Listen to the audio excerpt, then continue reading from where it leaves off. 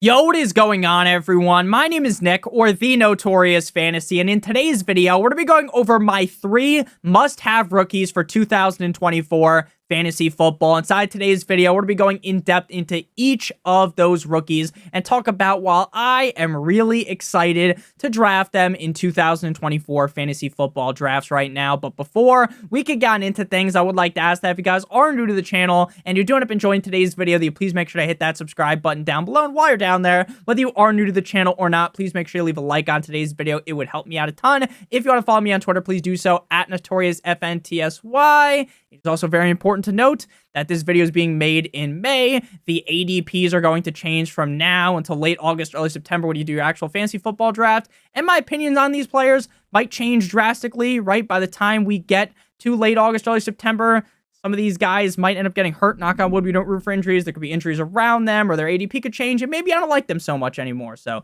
make sure you stay tuned all through the summer. Let's head in to today's video. We begin with my first must-have rookie, and that is going to be Malik Nabers, wide receiver of the New York Football Giants. Current underdog ADP wide receiver 19 at pick 28.1. Now, I know that the idea of drafting a Giants wide receiver with Daniel Jones under center inside of the 3rd round might seem absolutely absurd to a lot of you guys. It might seem absolutely downright crazy. But at the end of the day, the reason why I like Nabers so much is because of the talent that he possesses. Now, I know a lot of you guys, me included, bought into the hype of the Giants last year, right? In 2022, this is a team with Brian Daboll that really started to put things together. Daniel Jones started to, stop making so many egregious mistakes, and he kind of turned into Danny Dimes. He was playing well, played solid in that Vikings playoff game, and then things obviously crashed and burned up against the Eagles in the playoffs, but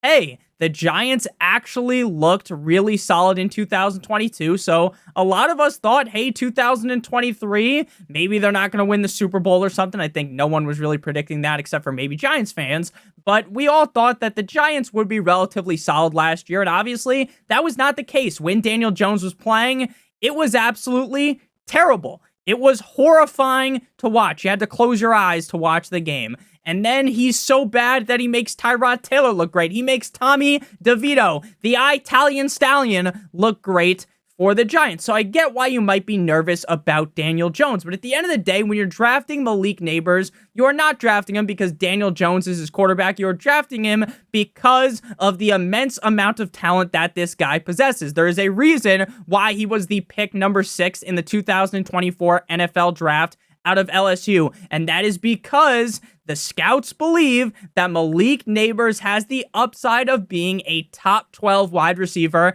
at the NFL level. To me, he is a clear number 1 wide receiver at the NFL level. And guess what? He is the clear, bona fide number 1 wide receiver on the New York Football Giants day 1.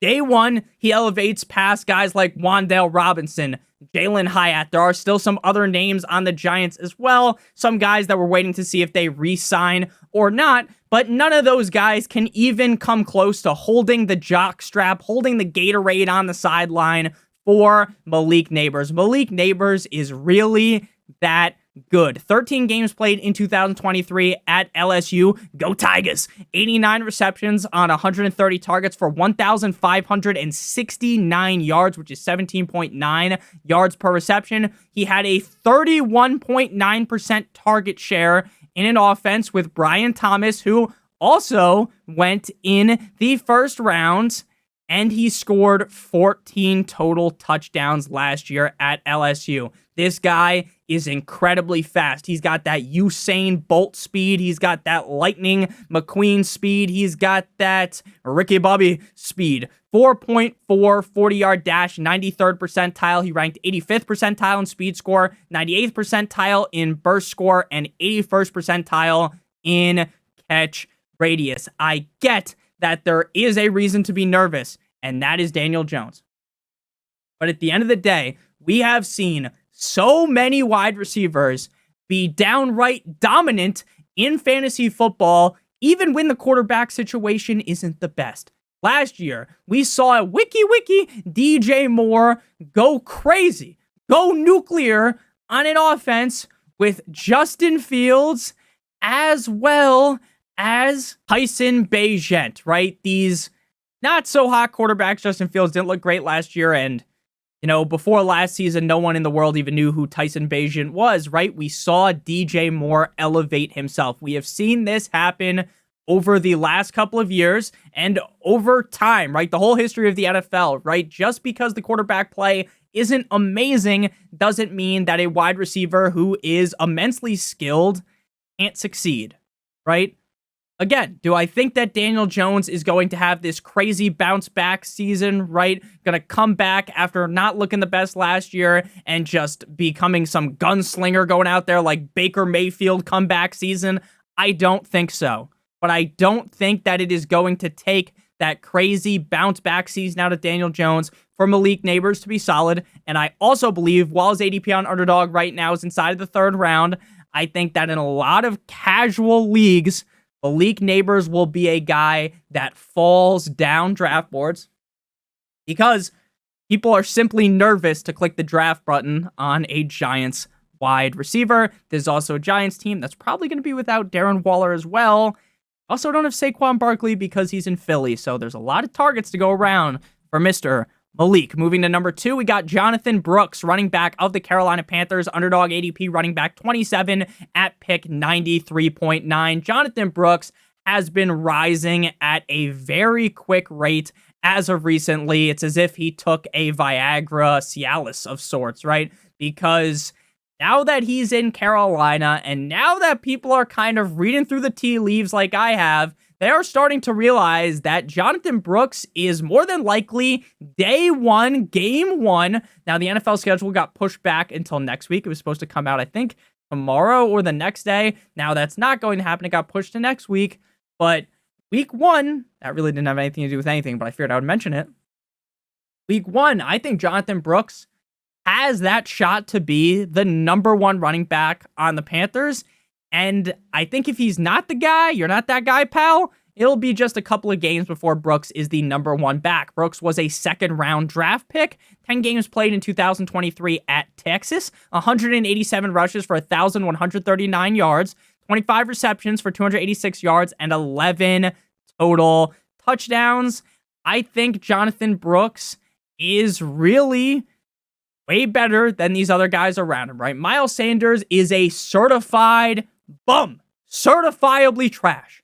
Miles Sanders is awful. The Carolina Panthers basically got bent over a table without the use of lube, giving him that insanely big contract. And now everyone, including myself, is going to get to laugh at them for that. They also have Chuba Hubbard, and I'm not going to sit here and pretend like Chuba Hubbard is some pushover. I think Chuba Hubbard is solid enough. But guess what? Miles Sanders, Chuba Hubbard, these are guys that are not related to Dave Canales, right? These guys were brought in by a different regime. They were not selected. They were not brought in by the new head coach, Dave Canales, who was brought in, Rashad Penny. Deep down in my soul, I am a Rashad Penny truther, but at some point you just got to give it up, right? Rashad Penny is probably the 3rd best running back on this backfield ahead of Miles Sanders, because Miles Sanders is straight trash, but honestly, Miles Sanders might be better than Rashad Penny. So again, he is really on the outskirts looking in, right, on having some serious opportunity there. Again, we brought up head coach Dave Canales. Canales had a shit ton of praise to be said on Brooks. Brooks is a big back. Pause. People, I guess that's not a pause. A lot of people call people big back if they're a little bit, big boned. I don't know. It's a joke nowadays. So Brooks is a bigger back. He's got range. There are a lot of things that he brings from a versatility standpoint. Again, this is all from Canales. Then he also has got vision, patience, contact, balance, acceleration. He's got it all. He is the best back in this class. Now, some might worry about the fact that he tore his ACL last year up against the Horned Frogs TCU in November, but I'm not really worried about that at all. I think that Jonathan Brooks will be the lead back in Carolina, and I get that the Carolina Panthers have a stink about them, right? Just surrounding them, you can smell it from a mile away. You can sniff it through the fucking screen right now that you're watching this on. Jonathan Brooks and this team, I think, are going to be better. I really do. I don't think Bryce Young is a generational bust by any means, and I think that this is a team that wants to run the ball. This is a team that drafted a running back in the second round for a reason, and that is to use him. Moving now to the number 3 must-have rookie. If you guys have enjoyed this far, hit that subscribe button, hit that like button down below. We got Jayden Daniels, quarterback of the Washington Commanders. Left hands up. Who are we? The Commanders. Underdog ADP quarterback 14. Pick 111.3. Jayden Daniels was the number 2 selection behind Caleb Williams in the 2024 NFL Draft. Jayden Daniels is a guy that prior to last season winning the Heisman at LSU had a lot of question marks to him, right? He wasn't someone that everyone was banging the drum for. He wasn't someone that everyone was looking to give some Suka Lamink to, right? A little bit of that gawk gawk 9,000 action, okay? Not a lot of people were going to do that before last season. But last season, like I said, he was the Heisman. 12 games played, 236 completions on 327 attempts for a 72.2% completion percentage, 3,812 passing yards for 40 touchdowns with just 4 interceptions. Something light for Jayden Daniels, 135 rushes for 1,134 rushing yards and 10 touchdowns.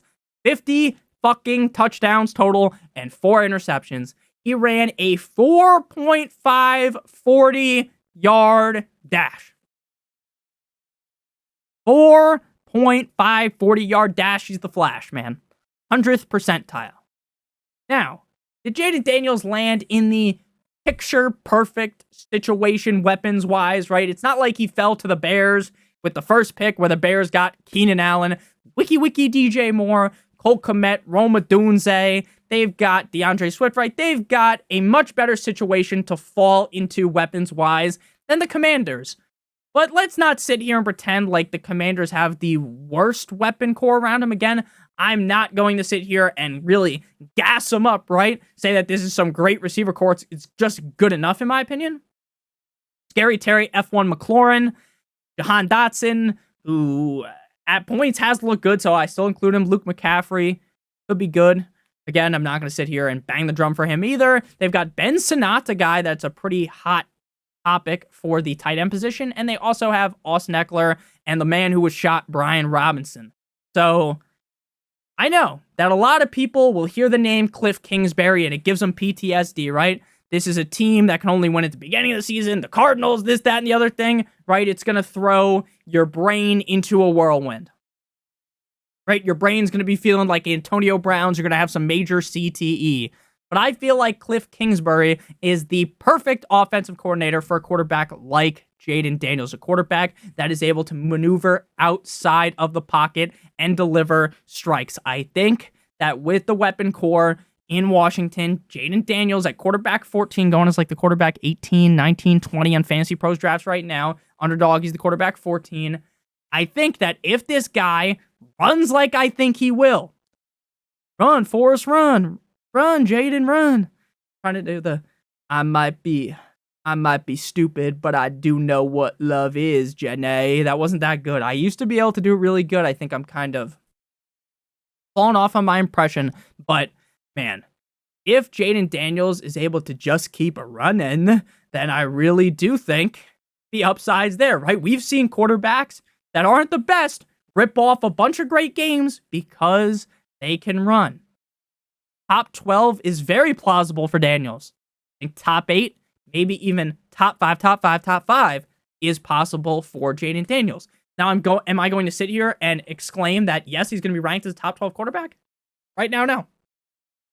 It would be outside of my top 12 quarterbacks. But the upside, very clearly there, right? The upside can be seen from a mile away. You don't need some fucking, what is that called? Like a black light to see it. See that Jayden Daniels has the skills to pay the bills. Upside to be really, really very, very nice in Washington. So thank you guys all so much for watching. If you did end up enjoying today's video, make sure you lightly caress that like button as well as hitting that subscribe button. It's free and it helps me out a ton. I love you guys all so very much. Hope you guys have a great rest of your guys' day. Check out some of the videos on your screen if you haven't seen them already. Have a great one. As always, good boy.